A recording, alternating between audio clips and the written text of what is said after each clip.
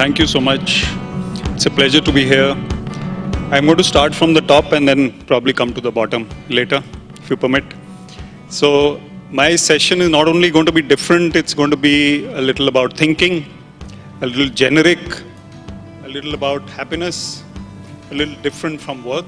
But I can promise you that at the end of it, it will probably help you in your work and your life. So that is something that could be takeaways. There may be certain things which I say which you know already. In fact, we know most of the things which are going to be said. But do we pay enough attention to them? Do we give them enough importance in life? Do we think that these are things for children to be told, or are they for us as well? So I'm going to talk on inspirational living. And inspirational living also means inspirational working. It means everything in life. The first quote that I'm going to give you, I have not have too many quotes, don't have too many slides either, is a quote from the autobiography of a yogi by Paramahansa Yogananda. It's a life-enhancing book. It has nothing to do with religion in my view. It is a life motivator. So he speaks about Gandhiji. He says 50 years of public service in prison and out have only increased his balance, open-mindedness, sanity, and humorous appreciation of the quaint human spectacle. Now, what is the quaint human spectacle? As a writer, the word that I really like in that whole quote is quaint. Quaint. What is quaint? We go about life, looking at life in a particular way. We wake up in the morning, breakfast, office, work, movie, dinner, whatever, and sleep. Do we take time out to look at the quaint spectacle? I have a quaint spectacle before me. I wrote a piece called The View from the Stage once. Now guys like you, me, we're all on the stage often. So 4 guys sitting on the stage. Today I'm alone standing here. So I have the best view in the room. You don't. The point is that from the stage you get to see things which otherwise you wouldn't see. You have that humorous appreciation if you're looking at it, at the quaint human spectacle. What is the quaint human spectacle before me? I have people who are aspirational, positive, confident, capable, sitting here in colorful attire, some with their hands on their chins, some taking them away now, some putting their, trying to rub their mustaches or something, if they have them. Others sitting very elegantly poised. Some listening carefully, some not so carefully. We're human beings. We have a quaint spectacle. So if you observe human beings, if you observe life with a slightly detached look from the stage, then life is something which is humorous, which is not as serious as you think. So if you have what is called aboveness, what is aboveness? Right now I'm standing a little above because I'm 4 steps up. But supposing I was sitting over there and just observing, having detached myself from life. If I'm sitting there and looking at myself and my friends, then life is not as serious or as heartbreaking as we think. Speaking of heartbreaking, our hearts broke last night? Yeah. Almost. It's not as bad as you think. But the thing is that, have you seen It's a Wonderful Life? There's a movie called It's a Wonderful Life. Now in that It's a Wonderful Life, what happens? The man wants to commit suicide because he's in debt, he's got 3 children to look after. It's a Christmas movie, by the way. It's a Wonderful Life. So he's going to jump off the river when a man comes to him and says, I'm your guardian angel, class 2, sent by heaven. It's not a children's film. It's a grown-up film. Guardian angel, class 2, sent by heaven. So he said, that's okay, what is class 2? He says, I haven't got my wings yet. I'm a junior angel. So I'm meant to look after guys like you. So he says, why are you jumping off the cliff? He says, my life is worthless, I'm pathetic, I'm a disaster, I don't want to live anymore. He says, should I show you how life would have been without you? How the world would have been without you in the world? How your wife would have led a different life? Your children would never have been born. Your brother, sister, mother, father, your friends would have been totally different without you. You never existed. Let's go back to that life. So when he sees himself, he sees that life without himself, he's shown glimpses of that. He realizes how important a person he is. Because everyone is connected to various people. So this film uplifts the mood. It's a Christmas movie. They show it at Christmas time normally. But It's a Wonderful Life is something which we should all realize. It's not so serious, pathetic, depressing. There are many things. In fact, there was someone about to commit suicide in Canada, and the judge sentenced him to watch this movie. He says, your punishment is you go and watch that film. It's a little more serious in India actually. Don't try and commit suicide. They won't tell you to watch a movie. Now, this humorous appreciation is something which I would advocate to you. Life is not only about targets, revenue. I'm speaking to you, that's why I'm saying using these words. It's not only about a promotion or an increment or salary. They're good, they're important. Life is about the finer things of life, about nuances, about little things which matter.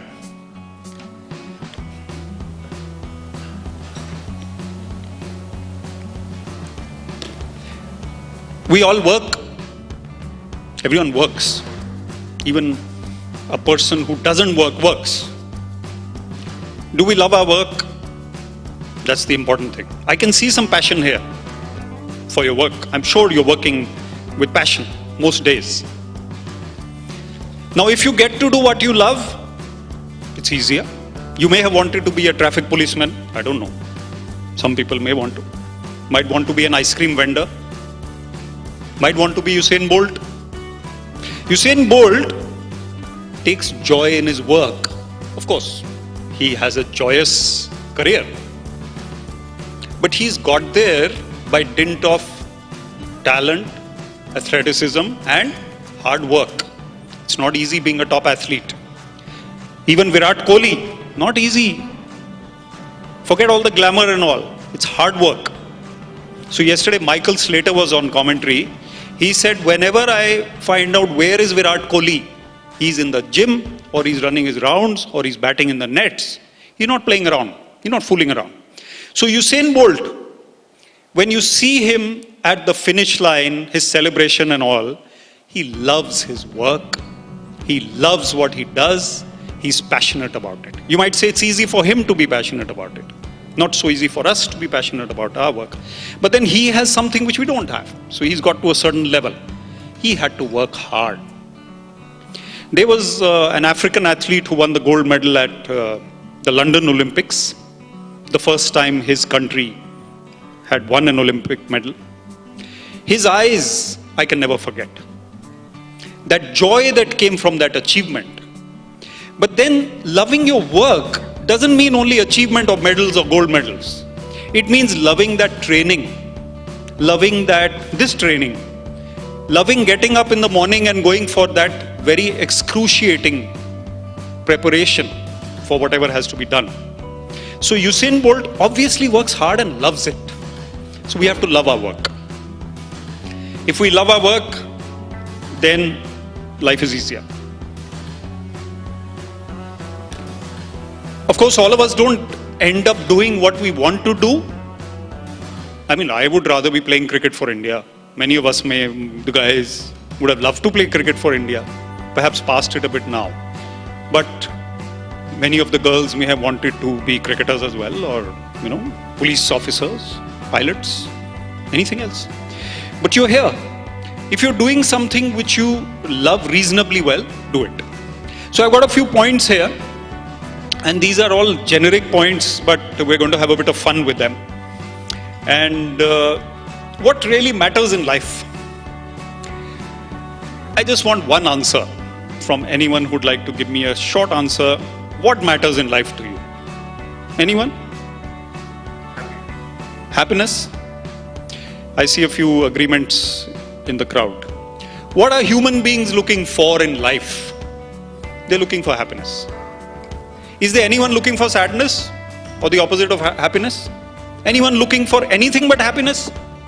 Ultimately, that cigarette or that relationship or that chocolate or that joyride or whatever you get as a promotion, or anything you eat or do, you're actually preparing for happiness or looking for happiness.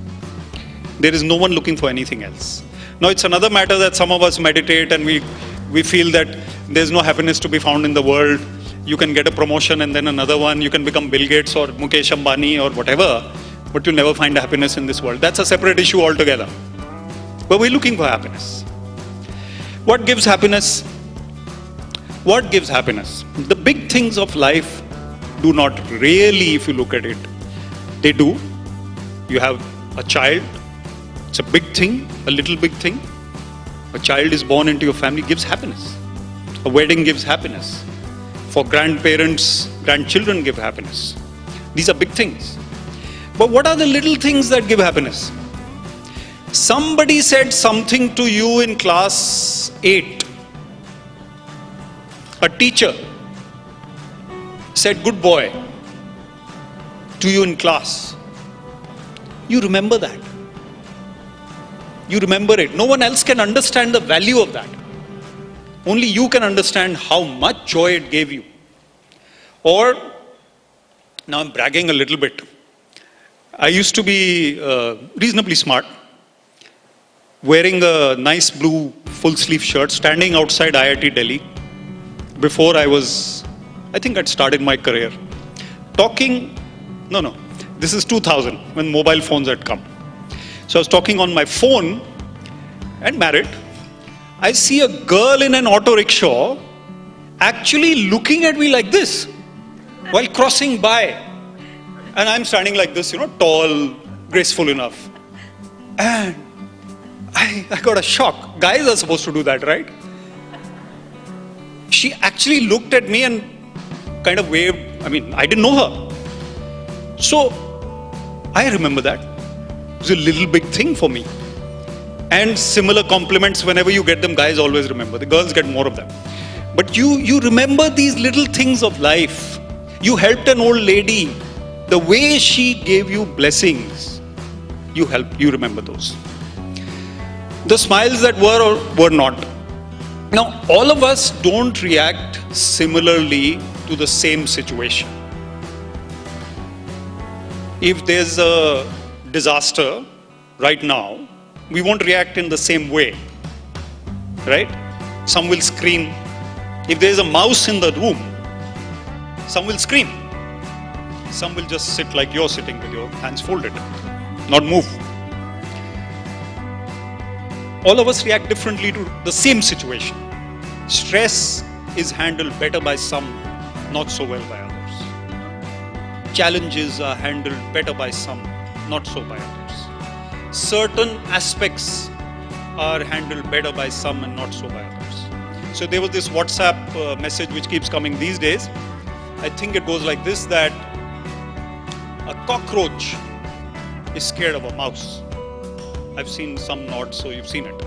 A mouse is scared of a cat. A cat is scared of a dog. A dog is scared of a man for some reason. A man is scared of a woman. A woman is scared of a cockroach. So things, they come back to that. So people don't react differently. They don't react the same way to the same situation. So what happens? Some of us look at things in a lighter way. Banter. So we can keep that banter going throughout our life.